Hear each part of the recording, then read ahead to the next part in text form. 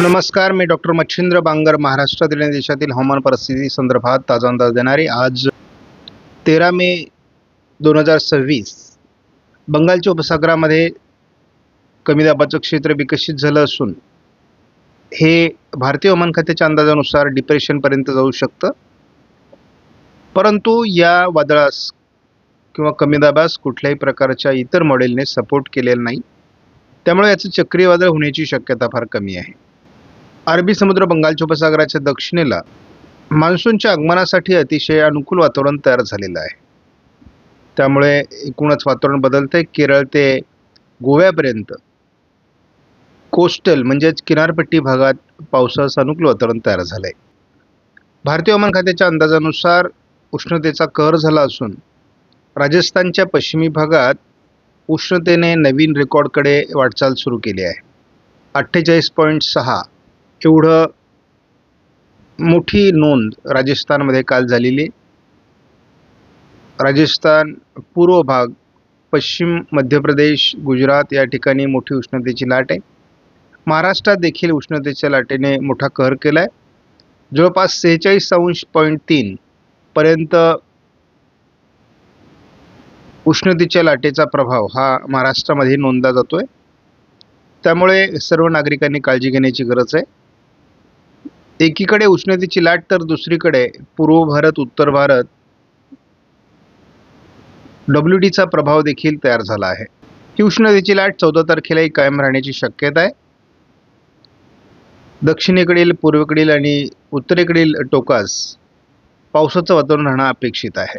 साधारण 15 तारखेपासून उष्णतेच्या लाटेचा प्रभाव काही अंशाने कमी व्हायला सुरुवात होईल. त्याच वेळेस आपण बघतो की कर्नाटक, केरळ भागामध्ये पावसासंदर्भातील ऑरेंज अलर्ट दिला आहे. 16 तारखेला देखील उष्णतेची लाट राजस्थान, मध्य प्रदेश, विदर्भ राहण्याची शक्यता असून बंगालच्या उपसागराच्या किनारपट्टी भागात पावसाच्या हालचाली सुरू होतील. 17 तारखेला संपूर्ण राजस्थान आणि पश्चिमी मध्य प्रदेशमध्ये उष्णतेची लाट राहण्याची शक्यता आहे. ह्या काळात जरी इतर भागात उष्णता दाखवली नसली तरी 40 पार तापमान अनेक राज्यांमध्ये राहणार आहे. मात्र 17 तारखेला विशेष पावसाचं वातावरण दाखवलेलं नाही. काल आपण बघतो पूर्व भारतामध्ये, उत्तर भारतामध्ये आणि दक्षिण भारतामध्ये काही राज्यांमध्ये पावसाचं वातावरण होतं. महाराष्ट्रात मात्र विशेष पावसाची नोंद काल झालेली नाही. मात्र सोलापूर जिल्ह्यामध्ये किरकोळ पावसाच्या घटना घडलेल्या आहेत. ECMWF मॉडेलच्या अंदाजानुसार या ठिकाणी बंगालच्या उपसागरामध्ये एक वादळी सिस्टम विकसित होईल असा अंदाज देण्यात आलेला आहे. या वादळी सिस्टम नंतर पुढे अरबी समुद्रातही वादळी सिस्टम तयार होईल. बंगालच्या उपसागरातील सिस्टम म्यानमारकडे जाण्याची शक्यता आहे. साधारण 22, 23, 24 अशा पद्धतीने त्याचा विकास होण्याची शक्यता आहे. आपण या ठिकाणी बघतो की या दोन सिस्टमचा परिणाम भारताच्या बऱ्याच भागात होईल आणि त्याच्यात महाराष्ट्राचाही समावेश असण्याची शक्यता आहे.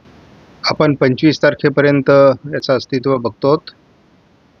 1 जून किंवा 8 जूनच्या दरम्यान आपल्याला ह्या वादळी सिस्टम विकसित होताना दिसतील. बंगालच्या उपसागरातील वादळी सिस्टम ह्या साधारण जूनच्या पहिल्या दुसऱ्या आठवड्यात विकसित होतील असा अंदाज आहे. आत्ता जरी वादळी सिस्टम विकसित होताना अडचणी दिसत असल्या तरी भविष्यामध्ये दोन्ही समुद्रात वादळी सिस्टम विकसित होण्याचा अंदाज कायम आहे.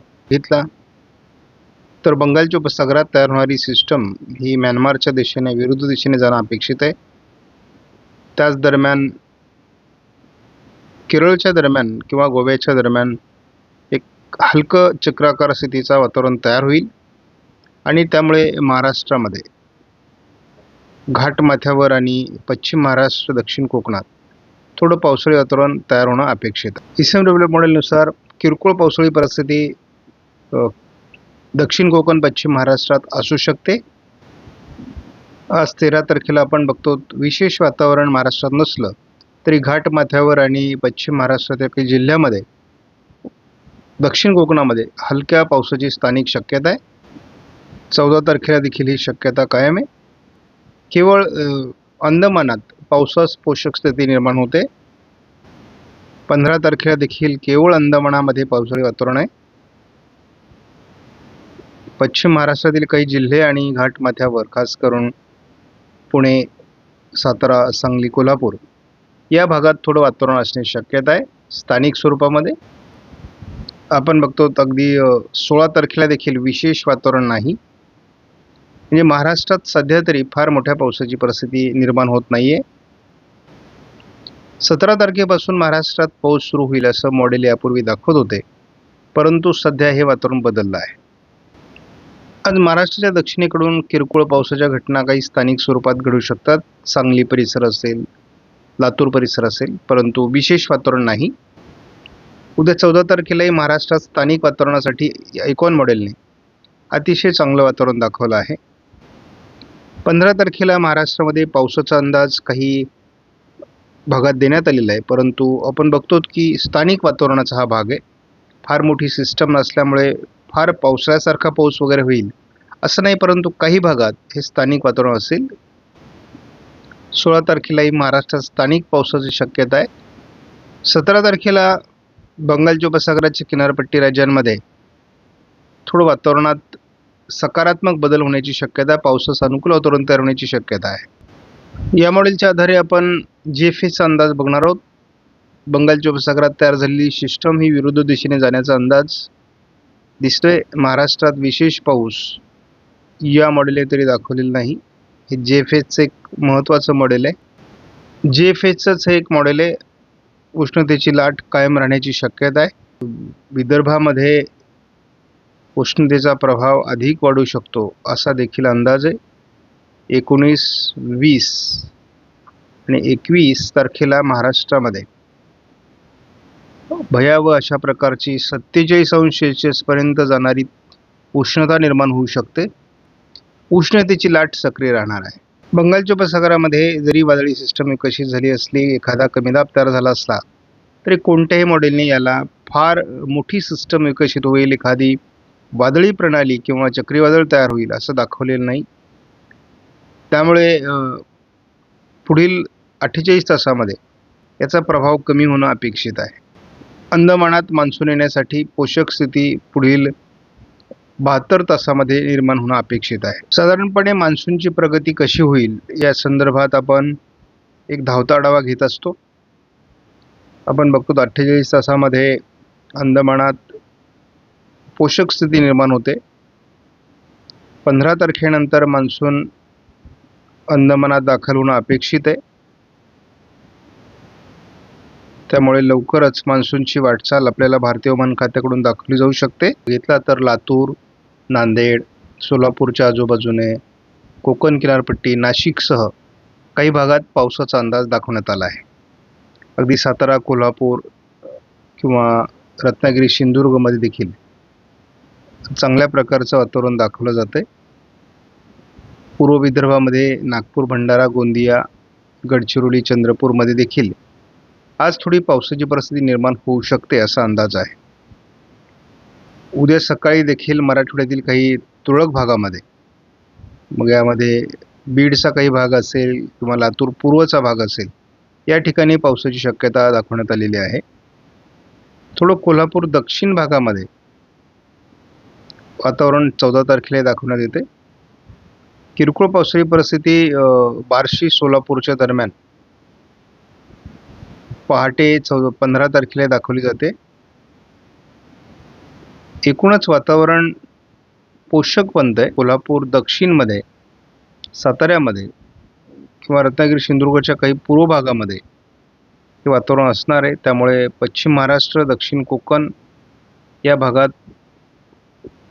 पावसाळी घटना घडण्याची शक्यता आहे. सोलापूर दक्षिणमध्ये 16 तारखेलाही पावसाचा अंदाज देण्यात येतोय. महाराष्ट्रात सर्वदूर पावसाची शक्यता नाही, परंतु आपण बघतो सातारा, सांगली, कोल्हापूर, सोलापूर भागामध्ये, रत्नागिरी, सिंधुदुर्गमध्ये मध्ये मध्ये पाऊस होत राहणार आहे. आणि आयकॉन मॉडेलने 20 तारखेनंतर अरबी समुद्रातील बदलांचा महाराष्ट्रावर आणि कोकण किनारपट्टीवर सकारात्मक परिणाम होण्याचा अंदाज दिला आहे. ईसेन डेव्हलप मॉडेलचा जर आपण अंदाज बघितला तर सोलापूरमध्ये आज थोडं किरकोळ उत्तरेला वातावरण तयार होण्याची शक्यता आहे. पावसास अनुकूल परिस्थिती घाटमाथ्यावर असण्याची शक्यता अगदी नाशिकपासून कोल्हापूरपर्यंत आहे. फार मोठं वातावरण असणार नाही, परंतु सोलापूरच्या आजूबाजूने थोडं वातावरण दाखवलं जातंय. लातूर नांदेडच्या भागात, बीडच्या भागात सुद्धा काही तुरळक पावसाची शक्यता निर्माण होऊ शकते. 14 तारखेलाही सोलापूर दक्षिण, सांगलीच्या काही भागात पावसाचा अंदाज ICMWF मॉडेलने दाखवला आहे. परंतु अतिशय किरकोळ पावसाच्या घटना आहेत. कुठलीही वादळी सिस्टम नाही, हे स्थानिक वातावरण आहे. 17 तारखेपासून अतिशय चांगलं वातावरण यापूर्वी ICMWF मॉडेलने दाखवलेलं होतं.